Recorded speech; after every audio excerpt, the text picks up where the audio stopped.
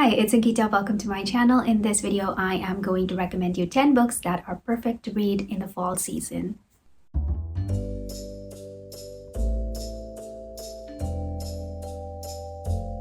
The first book that I would like to recommend is The Legend of the Sleepy Hollow by Washington Irving.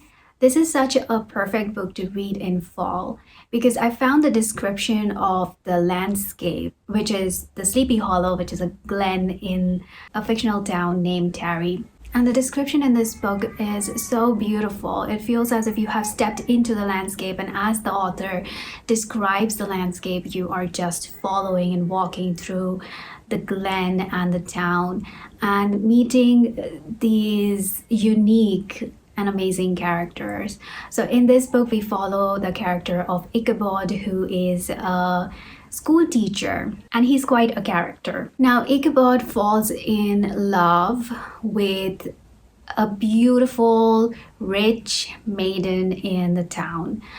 What he doesn't realize is that he has competition.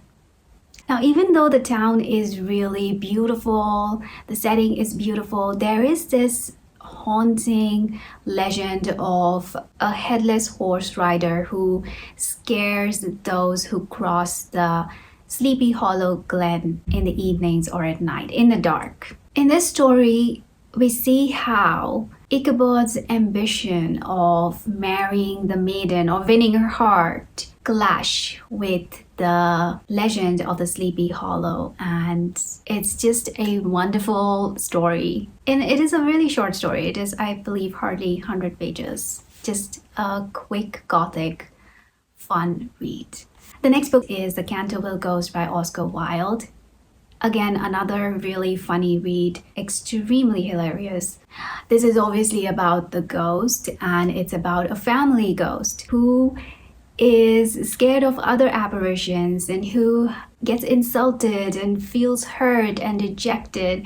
It's just a wonderful ghost story. The Canterville Ghost has haunted the Canterville Chase mansion for centuries, and he has been truly successful in his endeavors of scaring the guests of the house or the inhabitants of the house. However, when an American family, the Otises, they move into this mansion, they are not scared of him, and no matter what the ghost does, it doesn't seem to affect the Otises.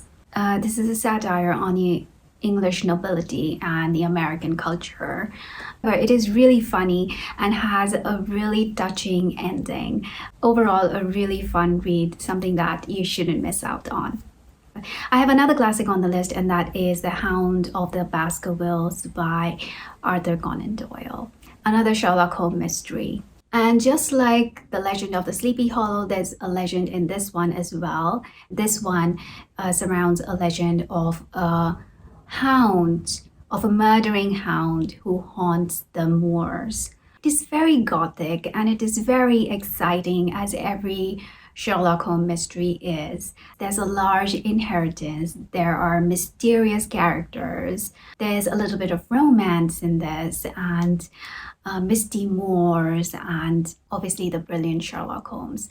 But I think in this one, Watson truly shines. Watson is Sherlock Holmes's partner, and he's the one who actually shines in this book. And oh, just a wonderful book to read in October. I actually think this is a book that can be read any time of the year, but ideally in this season. It's just really gothic. Anything gothic is really good to read in this season in October. I have another classic. You can call this a modern classic.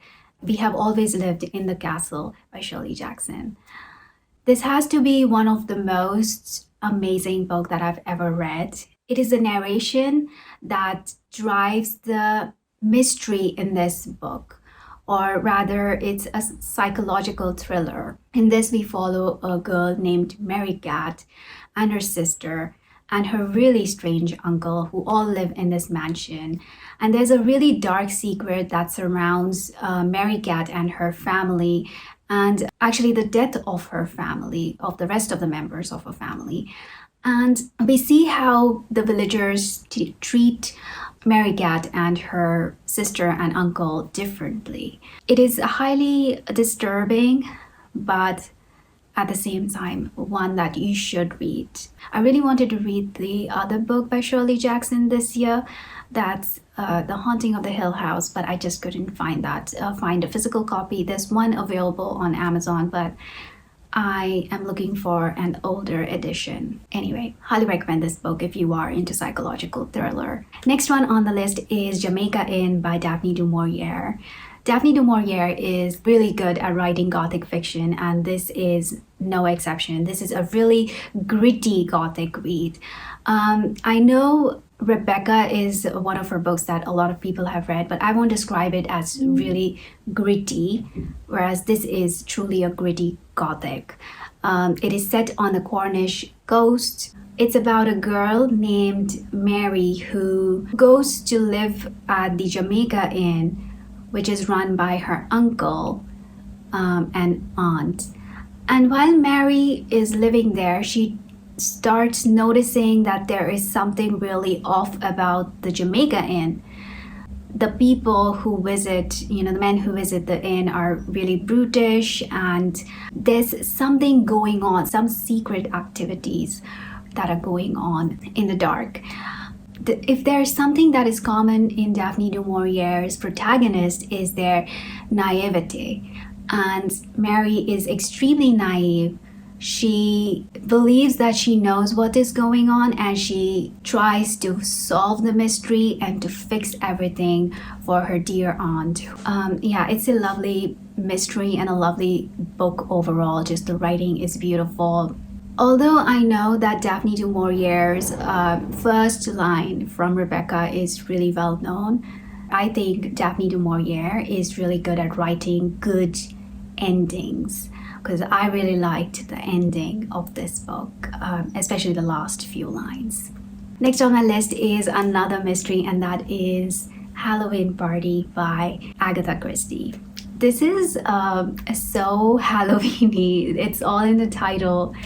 In this one, a young girl is murdered during a Halloween party, and Poirot obviously investigates the murder. It is really interesting. It involves apple bobbing. It involves all things Halloween. It involves a woman who loves apple, that she's always seen with apples, or she always has apples with her. It's just a perfect book to read on Halloween night. The next book is a one that I recently read and I absolutely loved it. That's The Nature of Witches. The writing in this is so intertwined, or rather the story and the plot is so intertwined with the seasons. The plot begins in fall. We follow a girl named Clara who is an ever-witch, meaning that she is really powerful. However, her magic tends to kill those who she really loves and is close to. So Clara is at a school to learn how to control her magic and to use it for the greater purpose. And the greater purpose is to save the other witches, because there's something really wrong with the seasons. So this is a little bit of a climate change allegory. It is truly a beautifully written story about magic that is tied to the seasons, and I really enjoyed this story. And I think it's because the description of the seasons is not tied to only let's say the first half of the book. No, it just carries throughout till the very end, and I absolutely loved the romance in this. I really loved it because it's sweet romance. Okay, the next one is The House on the Needless Street by Catriona Ward. I reviewed this book a couple of months ago, but just to give you brief description is that this is a psychological thriller. It is a story in which the author has you completely fooled.